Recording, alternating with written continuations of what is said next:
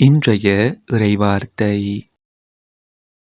இறைவாக்கினர் எசேக்கியேல் நூலில் இருந்து வாசகம். ஆண்டவர் கூறுவது: தீயவரோ தாம் செய்த பாவங்கள் அனைத்தையும் விட்டு மனம் மாறி என் நியமங்கள் அனைத்தையும் கைக்கொண்டு நீதியையும் நேர்மையையும் கடைப்பிடித்தால் அவர்கள் வாழ்வது உறுதி, அவர்கள் சாகார். அவர்கள் இழைத்த தவறுகள் அனைத்தும் அவர்களுக்கு எதிராக நினைக்கப்பட மாட்டா.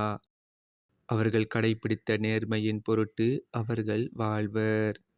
உண்மையில் பொல்லாரின் சாவையா நான் விரும்புகிறேன்.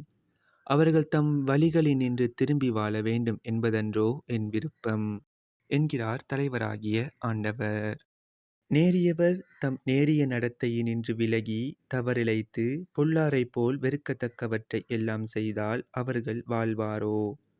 அவர்கள் கடைப்பிடித்த நேர்மையானது எதுவும் நினைக்கப்பட மாட்டாது.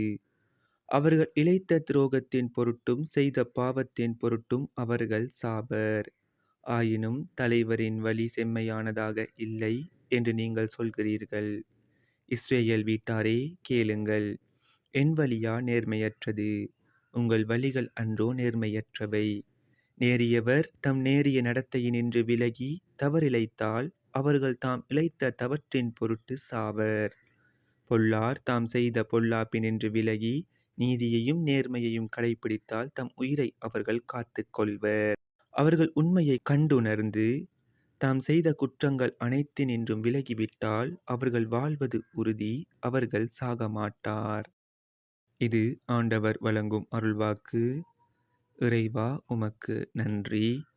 இன்றைய தினத்துக்கு உரிய நற்செய்தி வாசகம். மத்தேயு எழுதிய தூய நற்செய்தியில் இருந்து. அக்காலத்தில் இயேசு தம் சீடரை நோக்கி கூறியது: மறைநூல் அறிஞர், பரிசேயர் ஆகியோரின் நெறியை விட உங்கள் நெறி சிறந்திருக்கட்டும். இல்லையெனில் நீங்கள் விண்ணரசுக்குள் புக முடியாது என உங்களுக்கு சொல்லுகிறேன். கொலை செய்யாதே, கொலை செய்கிறவர் எவரும் தண்டனை தீர்ப்புக்கு ஆளாவர் என்று முற்காலத்தவருக்கு கூறப்பட்டிருப்பதை கேள்விப்பட்டிருக்கிறீர்கள். ஆனால் நான் உங்களுக்கு சொல்கிறேன், தம் சகோதரர் சகோதரிகளிடம் சினம் கொள்கிறவர் தண்டனை தீர்ப்புக்கு ஆளாவர். தம் சகோதரரையோ சகோதரியையோ முட்டாளே என்பவர் தலைமை சங்க தீர்ப்புக்கு ஆளாவர். அறிவிலியே என்பவர் எரி நரகத்துக்கு ஆளாவார். ஆகையால் நீங்கள் உங்கள் காணிக்கையை பலிபீடத்தில் செலுத்த வரும் பொழுது உங்கள் சகோதரர் சகோதரிகள் எவருக்கும் உங்கள் மேல் ஏதோ மனத்தாங்கல் உண்டென அங்கே நினைவுற்றால் அங்கேயே பலிபீடத்தின் முன் உங்கள் காணிக்கையை வைத்துவிட்டு போய் முதலில் அவரிடம் நல்லுறவு ஏற்படுத்தி கொள்ளுங்கள். பின்பு வந்து உங்கள் காணிக்கையை செலுத்துங்கள். உங்கள் எதிரி உங்களை நீதிமன்றத்துக்கு கூட்டி செல்லும் போது வழியிலேயே அவருடன் விரைவாக உடன்பாடு செய்து கொள்ளுங்கள். இல்லையேல் உங்கள் எதிரி நடுவரிடம் உங்களை ஒப்படைப்பார். நடுவர் காவலரிடம் ஒப்படைக்க நீங்கள் சிறையில் அடைக்கப்படுவீர்கள். கடைசி காசு வரை திருப்பி செலுத்தாமல் அங்கிருந்து வெளியேற மாட்டீர்கள் என உறுதியாக உங்களுக்கு சொல்லுகிறேன். இது நம் கிறிஸ்து இயேசு வழங்கும் வாழ்வு தரும் நற்செய்தி. கிறிஸ்துவே, உமக்கு புகழ். இன்றைய தினத்துக்கு உரிய சிந்தனை துளிகள். பொல்லாரின் சாவை ஆண்டவர் விரும்புவது இல்லை. மாறாக அவர்கள் மனமாறி வாழ வேண்டுமென்றே விரும்புகின்றார். அவர்கள் கடந்த காலத்தை எப்போதும் கணக்கில் எடுத்துக்கொள்வது இல்லை.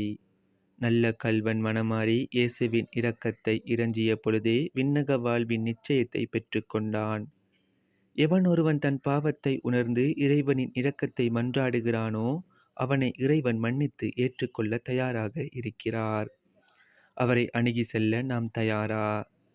நாம் ஒவ்வொருவருக்குமே மறைவான வாழ்வு ஒன்று உண்டு. நம்மை அன்பு செய்யும் மனிதர்கள் அதை அறிய வரும் போது அநேக நேரங்களிலே அவர்களது அன்பு குறைந்து போகிறது அல்லது மறைந்தே போகிறது. ஆனால் அனைத்தையும் அறிந்திருக்கும் இயேசுவின் அன்போ என்றும் குறைவதில்லை. மனமாறுவோம், அவர் இரக்கத்தை நாடுவோம், நிலைவாழ்வை நமதாக்கிக் கொள்வோம்.